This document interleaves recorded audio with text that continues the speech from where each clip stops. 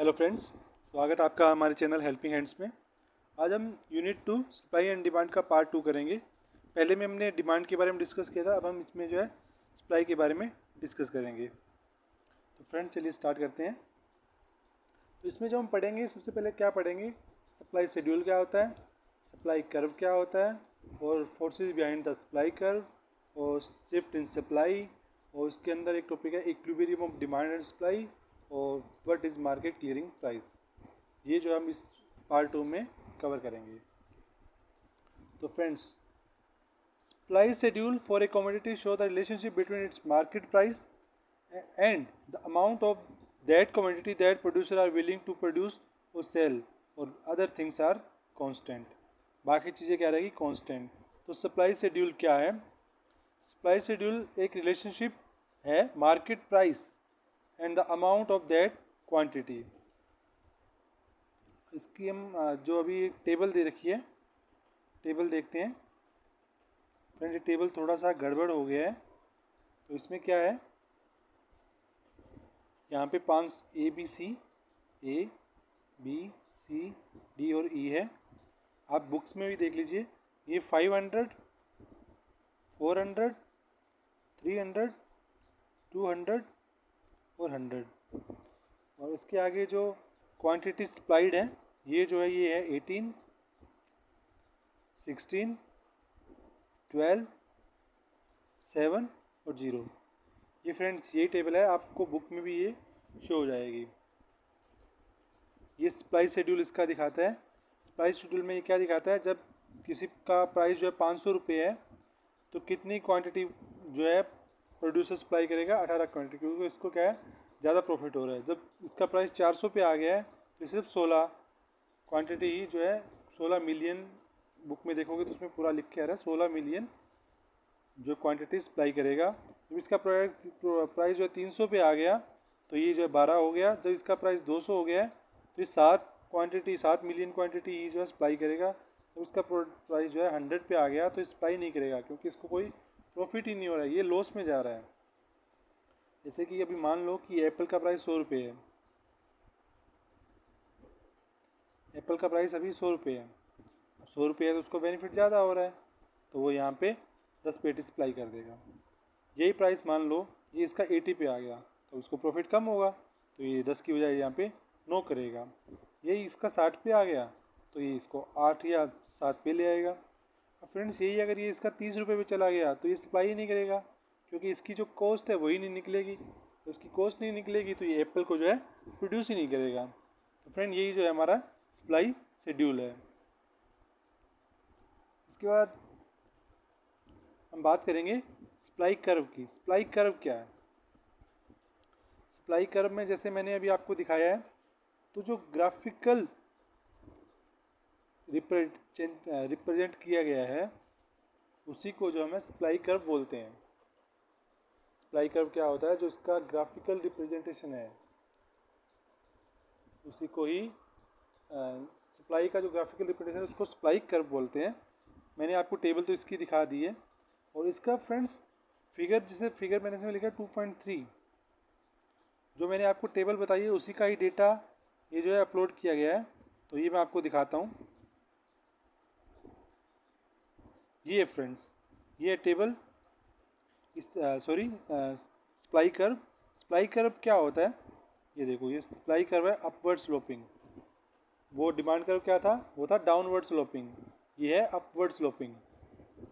तो इसमें फ्रेंड्स क्या है, देखिए, जैसे किसी का प्रोडक्ट ये प्राइस हो गया, और ऐसे ही ये क्वांटिटी हो गई।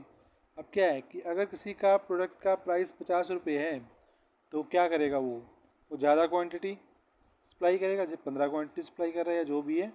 और जैसे जैसे प्राइस कम होता जाएगा, यहाँ पे क्या, जो प्रोड्यूसर है वो कम क्वांटिटी जो है सप्लाई करेंगे।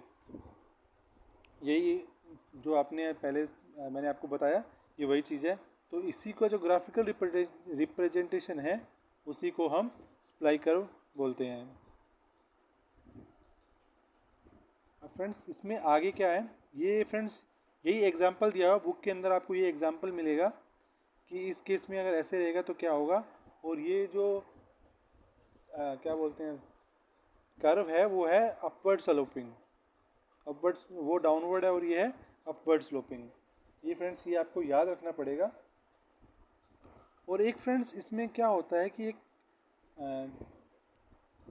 जो इम्पोर्टेंट रीजन होता है ना इसका अपवर्ड स्लोप का, वो होता है law of diminishing return.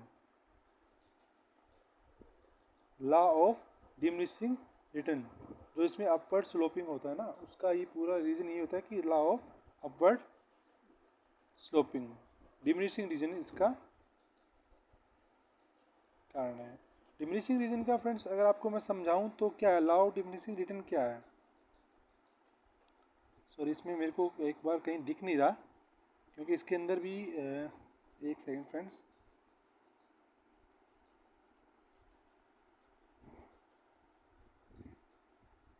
One second, ये रहा, जो मेरे को ये नज़र नहीं आ रहा था कि कहाँ पे है लॉ ऑफ डिमिनिशिंग रिटर्न, इसी के बारे में था। अभी लॉ ऑफ डिमिनिशिंग रिटर्न क्या है फ्रेंड्स, जैसे कि आपके पास ये मान लीजिए इतना एरिया है जिसमें आप कोई चीज़ है प्रोड्यूस करेंगे, तो यहाँ पे आपके 20 वर्कर काम कर रहे हैं। आप चाहते हैं कि प्रोडक्ट जो है मैं ज़्यादा सप्लाई करूँ, तो मैं ज़्यादा प्रोडक्ट प्रोड्यूस करूँ। आप क्या करोगे, 20 लेबर और लगा दोगे। अब 20 लेबर जो है वो 50 टन प्रोड्यूस कर रहे थे, आप सोचोगे कि 20 और लगा लिए तो 100 टन मेरा प्रोड्यूस होगा। पर फ्रेंड्स ये पॉसिबल नहीं है, क्योंकि जो हमारा एरिया है जहाँ हमें प्रोड्यूस करना है वो तो लिमिटेड है। तो यही friends law of diminishing return है। आगे हम बात करेंगे forces behind the supply curve. कौन कौन से फोर्सेस है जो सप्लाई कर्व के जो है इफेक्ट करते हैं।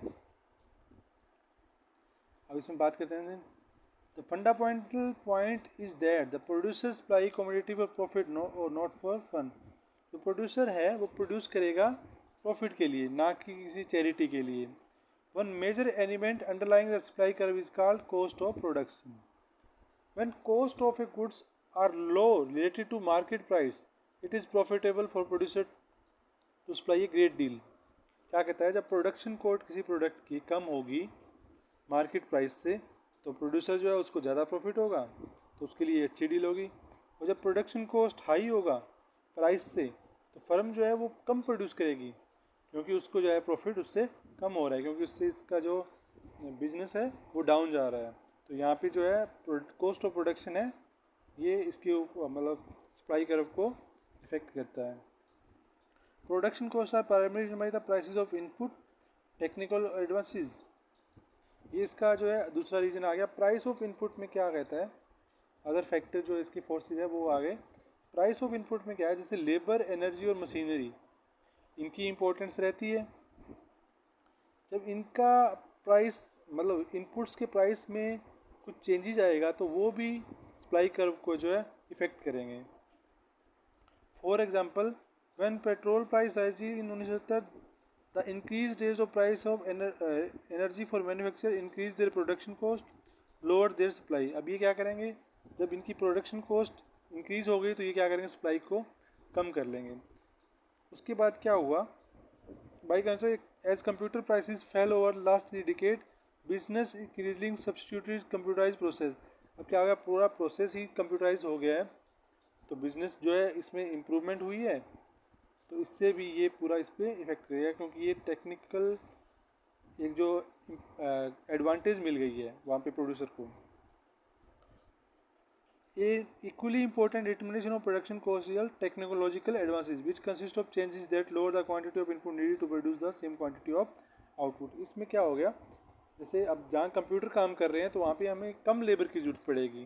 जो पहले मैनुअली जो काम कर रहा था वो अब कंप्यूटर कर रहा है, तो वहाँ पे हमारी जो इनपुट है वो कम हो रही है, तो हमें आउटपुट उससे ज़्यादा मिल रही है।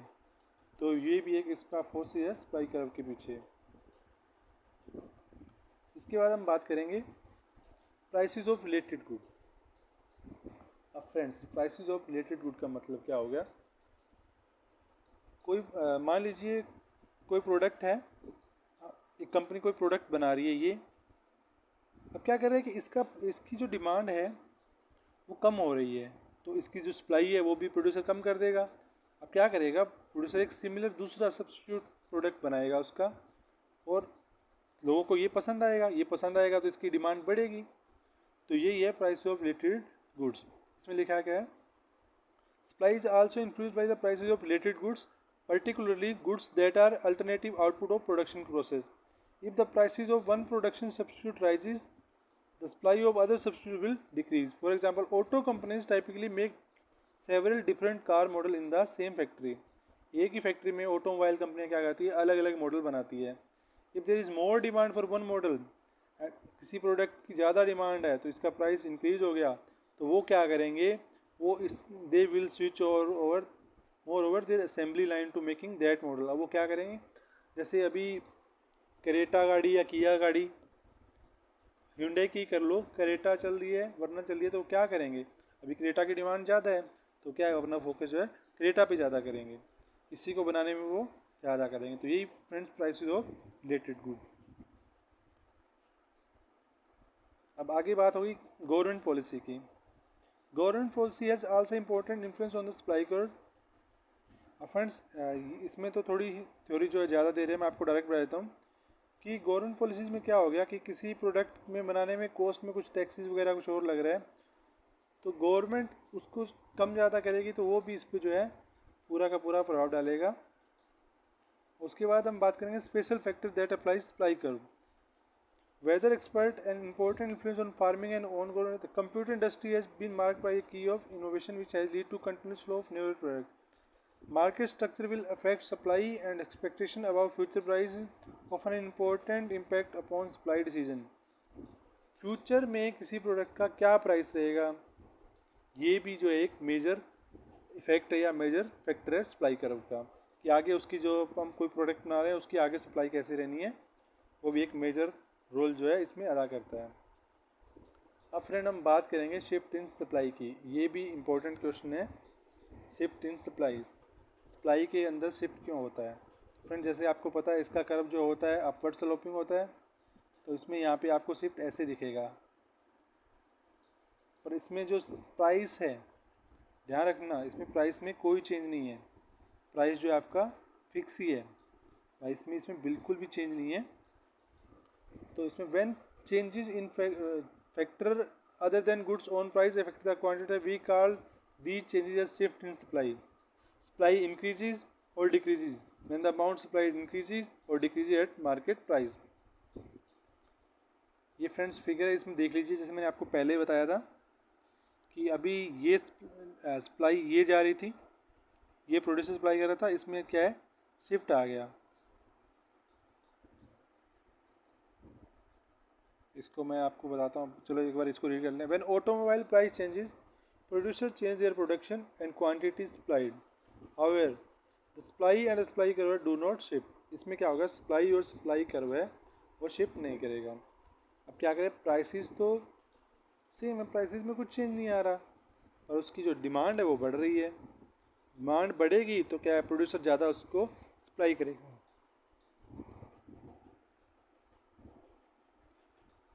अभी जैसे इन्होंने एग्जांपल लिया है, supply would increase the production of cost-saving computerized design and manufacturing, reduce the labor required to produce car. If auto worker took a pay cut, if there were a lower production cost in Japan, if the government repealed environment regulation on the industry, any of these elements would increase the supply of automobile in each country. किसी country के अंदर क्या हो गया कि या तो labour cost कम हो गई, या क्या हो गया टैक्सेस वगैरह गवर्नमेंट ने कम कर दिया, तो वो क्या करेगा, उस प्रोडक्ट की एकदम से जो है डिमांड बढ़ा देगा. डिमांड बढ़ाएगा तो जो है प्रोड्यूसर उसको ज़्यादा सप्लाई करेगा. ये जो है शिफ्ट इन सप्लाई हो गया हमारा. उसके बाद हम फ्रेंड्स बात करेंगे equilibrium of supply and demand. ये एक इम्पोर्टेंट क्वेश्चन है कि इक्विलिब्रियम क्या होता है. Supply and demands intact to produce equilibrium price and quantity or market equilibrium. The market equilibrium comes at the price and quantity where the forces of supply and demand are in balance. इसमें क्या होगा, जब supply और ये सब एक balance में रहेंगे, दोनों में कोई चेंज, मतलब जितनी डिमांड है उतनी सप्लाई हो रही है, तो उसी को इक्विलिब्रियम बोलते हैं. कि मान लीजिए 10 की सप्लाई हो रही है, 10 की डिमांड है, तो इसको है इक्विलिब्रियम फेज बोलते हैं. अब ये कह रहा है कि एक बार इसको पढ़ते हैं। At the equilibrium price the buyer wants to buy is just equal to amount that seller want to sell. The reason we call this equilibrium when the prices of when the forces of supply and demand are in balance there is no reason for price to rise और fall as long as other things remains change. तो इसमें क्या होगा, price ना तो कम होगा ना ज़्यादा होगा अगर बाकी चीज़ें जो है वो सेम रहेगी। और इसमें टेबल में एग्जांपल दिया है, तो मैं आपको डायरेक्ट टेबल पे चलते हैं, टेबल से मैं आपको बताता हूँ। अब फ्रेंड्स एक्चुअली क्या है, ये लैपटॉप में एडिट की हुई है और यहाँ पे थोड़ी दिक्कत कर रहा है, तो इसमें वैसे आपको दिख भी रहा होगा, तो इसमें आपको बता रहा हूँ। जब किसी प्रोडक्ट का प्राइस जो है वो 500 रुपये है, ठीक है। अब क्वांटिटी कितनी डिमांड हो रही है, क्वांटिटी डिमांड हो रही है 9। और प्रोड्यूसर क्या कर रहा है, जब प्राइस ज़्यादा है तो प्रोड्यूसर क्या करेगा, अपना ज़्यादा माल बेचेगा। मतलब ये 18 क्वांटिटी जो सप्लाई कर रहा है, तो यहाँ पे ये सरप्लस हो गया। सरप्लस हो गया तो जो प्राइस है ना, प्राइस जो है वो डाउनवर्ड जाएगा, क्योंकि प्राइस चाहता है कि मैं नीचे जाऊँ तो लोग जो है ज़्यादा खरीदे। अब यही जो प्राइस जो है नीचे आ गया 400 पे, तो यहाँ पे जो क्वांटिटी डिमांडेड है, क्वांटिटी डिमांड कितनी हो रही है 10 और सप्लाई कितनी हो रही है 16 की, तो ये भी सरप्लस हो गया और जो है डाउनवर्ड प्राइस क्या चाहता होगा, डाउनवर्ड रहेगा, डाउनवर्ड जाना चाहेगा। अब यहाँ पे बात करेंगे इक्विलिब्रियम पॉइंट की। इक्विलिब्रियम पॉइंट 300 रुपये। यहाँ पे क्या है कि क्वांटिटी डिमांड कितनी हो रही है 12 और सप्लाई कितनी हो रही है 12, तो ये न्यूट्रल पोजीशन पे आ गई कि जितनी डिमांड है उतनी ही सप्लाई हो रही है। और अब इससे नीचे जाएंगे, अगर प्राइस 200 पे चला गया तो सप्लायर क्या है, वो कम सप्लाई करेगा, डिमांड ज़्यादा है, तो ये जहाँ पे शॉर्टेज हो गई तो क्या है, प्राइस जो है ऊपर जाना चाहेगा।